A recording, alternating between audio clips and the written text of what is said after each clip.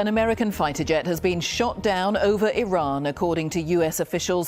ሰላም ከፍተኛ ጥንቃቄ የተሞላበት የማዳን ስራ ተብሎ በተጠራው የአሜሪካ ልዩ ኃይል በኢራን ለ48 ሰዓት የተኩስ ልውውጥ በኋላ የተከሰከሰውን አውሮፕላን አብራሪ ለማዳን ያደረገውን ውጣ ውረድ የሚያትት ነው። ተከታተሉ። ፕሬዚደንት ዶናልድ ትራምፕ በአሜሪካ ታሪክ ውስጥ እጅግ ደፋር ከሆኑ ዘመቻዎች አንዱ ሲሉ በጠሩት ኦፕሬሽን የአሜሪካ ልዩ ኦፕሬሽን ኃይሎች እሁድ ማለዳ ላይ አንድ ከፍተኛ አየር ኃይል ኮሎኔል ከአስቸጋሪ የኢራን ተራራማ አካባቢ በስኬት ማዳን ችለዋል።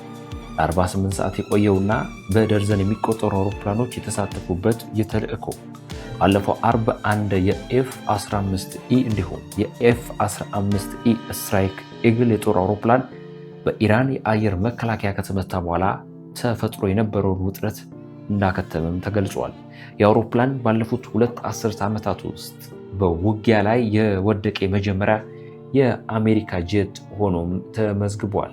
የማዳን ስራው ከጊዜ ጋር የሚደረግ ሩጫ እንደነበር ሲገለጽ፣ አንደኛው የበረራ ሰራተኛ አውሮፕላኑ እንደተከሰከሰ ወዲያውኑ የተገኘ ቢሆንም ሁለተኛው መኮንን በኢራን ግዛት ውስጥ በዛ አስቸጋሪ ተራራማ ሁኔታ ለማምለጥና ለመቆየት ተገዶ ነበር።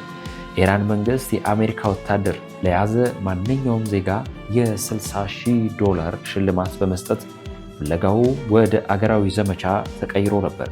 የሀገሪቱ የመገናኛ ብዙሃን የወደቀውን አውሮፕላን ፍርስራሽ ሲያሳዩ፣ ጠመንጃ የታጠቁ የአካባቢ ዘላኖችም ከኢራን አብዮታዊ ዘብ ጋር በመሆን ወጣ ገባን የደቡብ ምዕራብ አካባቢ ሲያስሱም ቆይተዋል። ፕሬዚዳንት ትራምፕ በየሰዓቱ ወደሱ እየተቃረቡ ነበር ብለዋል። ይሁን እንጂ አሜሪካ እዝ የነበረበትን ቦታ ለ24 ሰዓት ይከታተል ስለነበር አብራሪው መቼም ቢሆን ብቻውን እንዳልነበር ገልጸዋል። አብራሪው የማውጣት ስራ በቀላሉ ገብቶ የማውጣት ኦፕሬሽን አልነበረም ያሉት ትራምፕ የአሜሪካ ሄሊኮፕተሮች፣ የጭነት አውሮፕላኖች በሌሊት ጨለማ ወደ ስፍራው ሲንቀሳቀሱ ከፍተኛ ተቃውሞ ገጥሟቸዋል። ከነዛ መካከል የአየር ላይ ውጊያን ይመለከታል። 2 ብላክ ሃውክ ሄሊኮፕተሮች በኢራን የምድር ተኩስ ቢመቱም አየር ላይ ጸንተው መቆየት ችሏል። ሌላኛው ተጨማሪ አደጋዎችን መጋፈጥ ነው። የአየር ድጋፍ ሊሰጡ የነበሩ ኤ10 ኤ10 ዋችሆግ አውሮፕላን ተመቶ በሆርሙዝ የውሃ መስመር ላይ ወድቋል። አብራሪው ግን በፓራሹት አምልጦ በኋላም በአሜሪካ ተገኝቷል። ሌላው ስልታዊ መስዋዕትነትን መክፈልን ይመለከታል።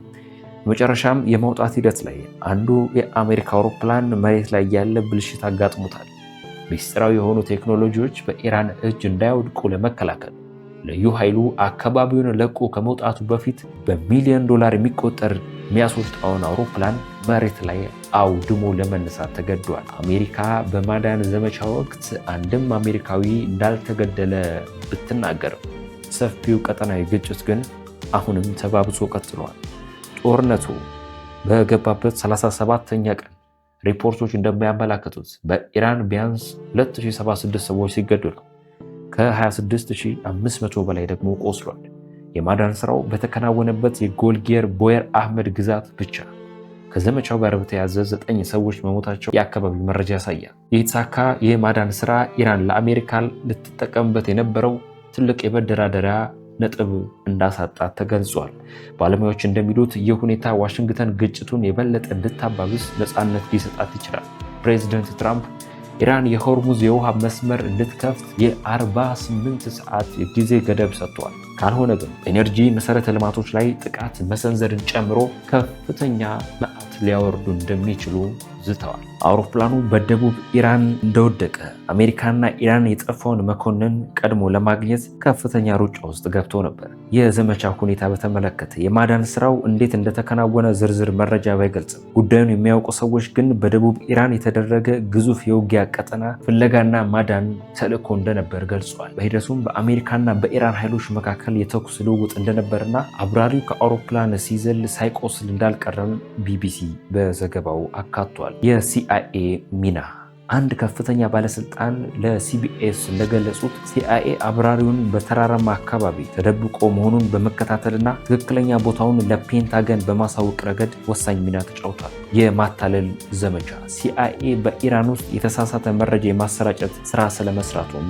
በዚሁ መረጃ ተመላክቷል። የማዳን ስራው እየተከናወነ ሳለ አብራሪው ቀድሞ ተገኝቷል፣ ከኢራንም ወጥቷል የሚሉ ወሬዎች በስፋት እንዲሰራጩ ተደርጓል የሚል ነው። ትራምፕ እንዳሉት ኮሎኔል የሆኑት ይህ አብራሪ በአደገኛ የኢራን ተራራማ አካባቢ በኢራናውያን እየታደነ በየሰዓቱ እየተቃረቡበት እንደነበር ገልጸዋል። አብራሪው አንድ ሽጉጥ ብቻ ይዞ ለ24 ሰዓት በተራራው ውስጥ ተደብቆ ቆይቷል። ኢራን መገናኛ ብዙሃን ባለፈው አርብ በደቡብ ግዛት አቅራቢያ የአሜሪካ ጄት መመታቱን መግለጽ ጀምረው ነበር። ቦታው ትክክለኛ ቦታው ባይረጋገጥም ኮግሊየር፣ ቦየር እና ኩዜስተን የተባሉ ግዛቶች ስም ተጠቅሷል። የዘላኖች ጥቃት የኢራን አብዮታዊ ዘብ IRGC እንደገለጸው በተራራማው አካባቢ የሚኖሩ ዘላኖች በማዳን ስራው ላይ የተሳተፉ 2 ብላክ ሃውክ ሄሊኮፕተር ተኩሶ መጥተዋል። BBC ቬሪፋይ 3 የታጠቁ ሰዎች ወደ 2 ሄሊኮፕተሮች ሲተኩሱ የሚያሳይ ቪዲዮ መኖሩንም ስለማረጋገጡ በዚሁ ዘገባ አካቷል። F-15E F-15E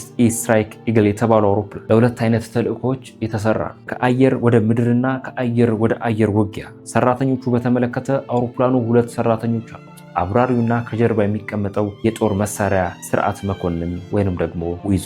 የመመታቱ ምክንያት አውሮፕላኑ በምን ምክንያት እንደወደቀ ባይታወቅም ኢራኖች መተውት ከሆነ ግን ምናልባት ከምድር ወደ አየር የሚተኮስ ሚሳኤል ወይንም SAM ሳይሆን አይቀርም ተብሎ ይገመታል። የአካባቢውን ሁኔታ ኮግሊየር ቦየር አህመድ ከ700,000 በላይ ሰዎች የሚኖሩበት ተራራማ ግዛት ነው። ዘላኖች መንጋዎቻቸውን ከአውሬ ከሌባ ለመጠበቅ ጠመንጃ መያዝ የተለመደባቸው አካባቢ።